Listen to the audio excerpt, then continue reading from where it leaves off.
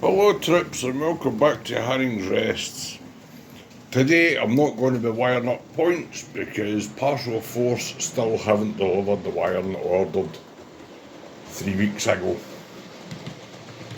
So good old Parcel Force is holding up any progress in this layout whatsoever, the industrial side. This week what I have done is I've spent days trying to sort out this bit of track so that P2 will run over it. I've got it wedged up at this side. I had it done the other day there and the loco started stalling on it, so I've redone it again. The loco seems to be running slightly better on it, but it's still the only loco that cuts out on this section of track. I'll maybe put it on the track later on and let you see it in here. Alright, so today's video is going to be more about my plans for next month. Now I'm hoping to have all this done in rock. These rock mould things that I've got, they're right across to here. Right across there. I'm hoping to get all that done.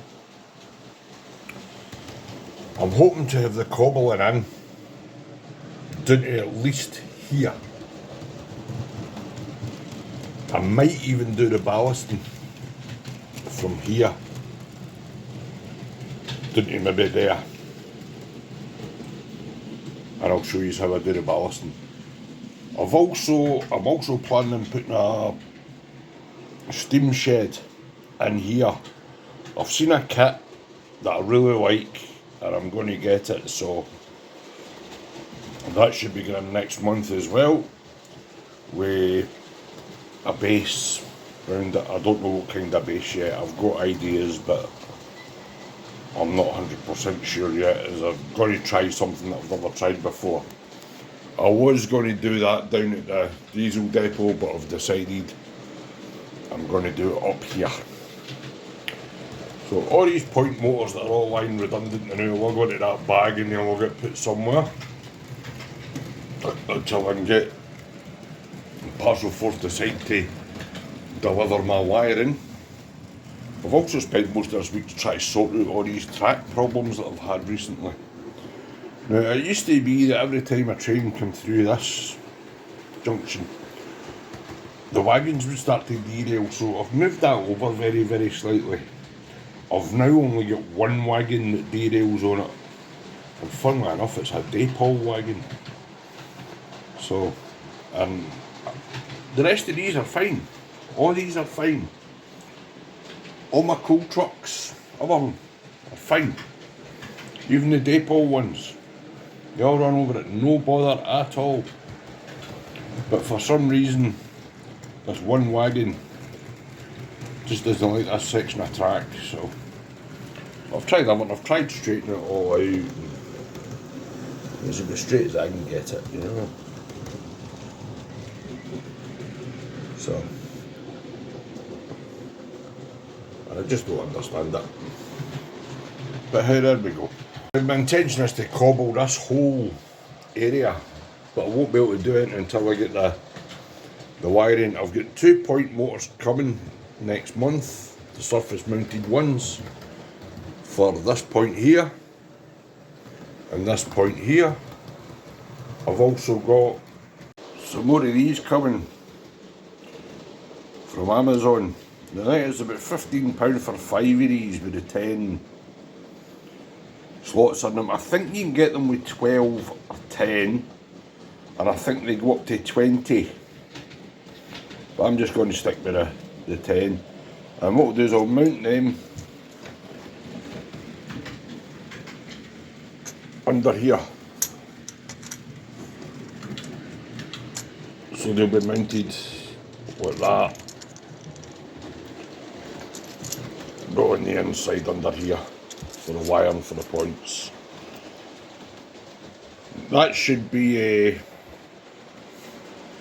enough to do. There's 5 coming in the packet. I need 1 for here, so I'm going to put this one here or whatever. One either side of this. There's a batten in the middle here that holds all this up. And the other 4 will go towards this exhibition layout I'm going to build. So we'll see how that goes. I'm also going to 2 toy fairs in the next few weeks. I'm going to one next Sunday in Glasgow at Bella Houston, and I'm going to one in Callander in October.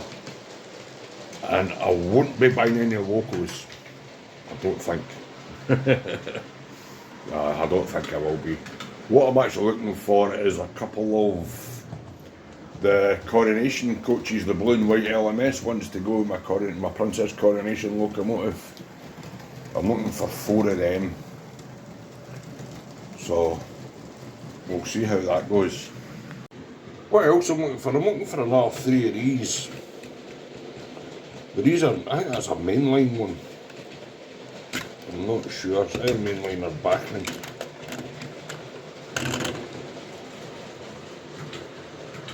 That's a Bachmann one. So either mainline or Bachmann. I need another 2 of them to make up a train. So I'm looking for another 3 of them.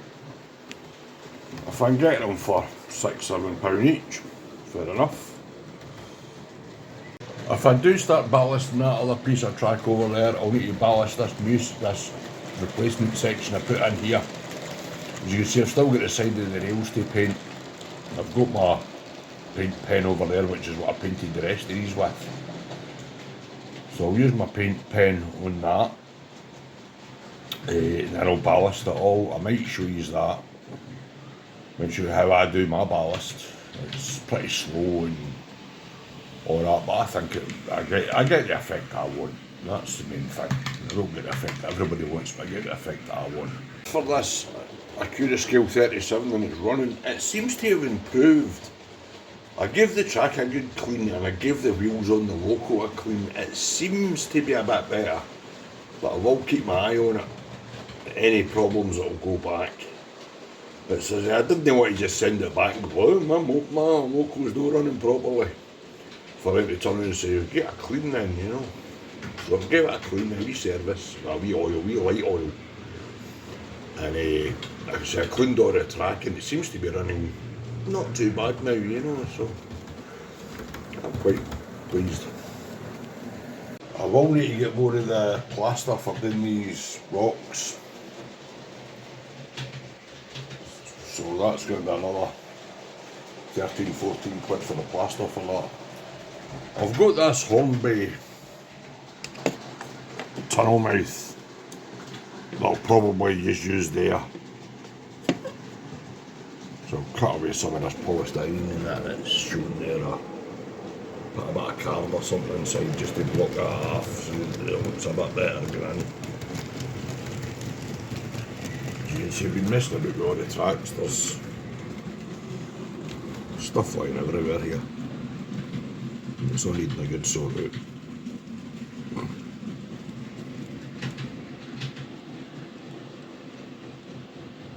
So we'll get all these bits and pieces done this month coming, and what I'll do is I'll show you me doing bits of it. I won't show you it all because that would just be boring, you know.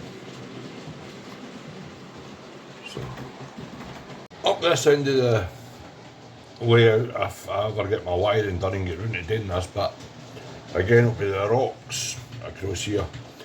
The tunnel mouth, that's a different story. I tried the Hornby one in it, but a couple of my locos were actually foul on it because of the overhang at the front, and because this is slightly wider here, the track's slightly wider, the coaches were hitting on this side and the locomotives were hitting on that side. So I'm going to have to make something up for that.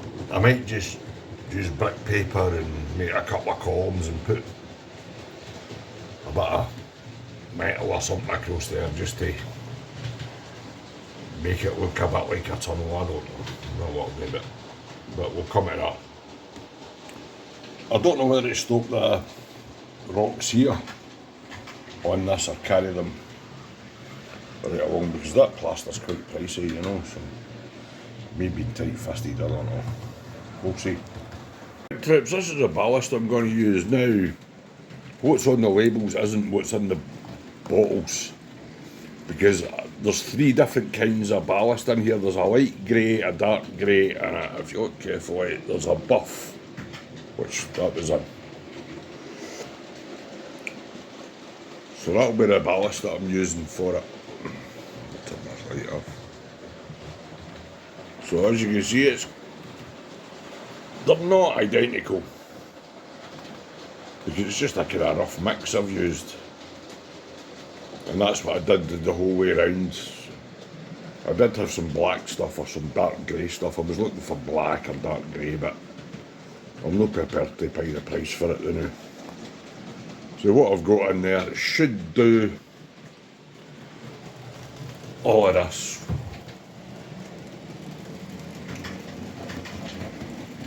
Up to about here, and then doing that line and along there. Up into the tunnel, and for the tunnel, right up there.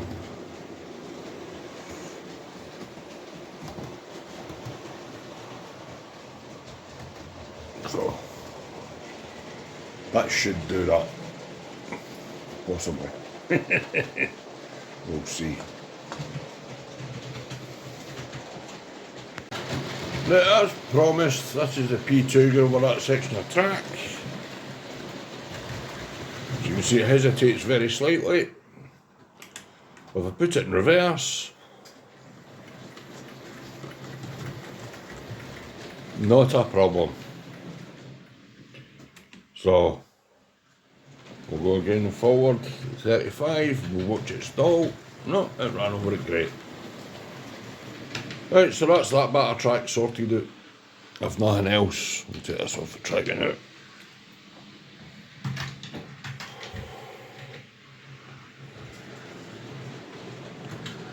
So as I say, that's that bit sorted. So there would appear to be a bit of a hump in the track there now, but as long as the locos run over it okay, and the wagons in that, I don't see a problem with it. We'll watch this class 24 and there's gold trucks going over it. You'll see them get up and down.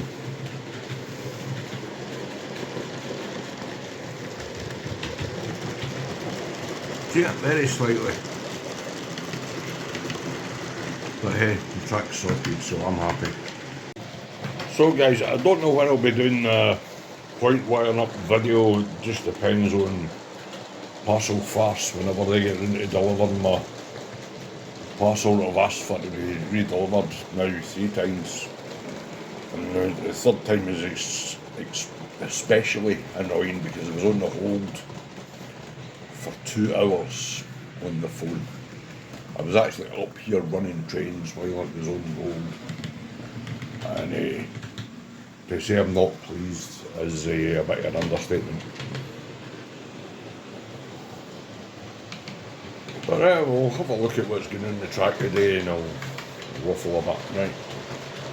This is a Bachmann Class 24, absolutely phenomenal model. It's such a good runner, the detail on it is exceptional and the weight is good. It's never ever skipped a beat, this model. It's just such a good model.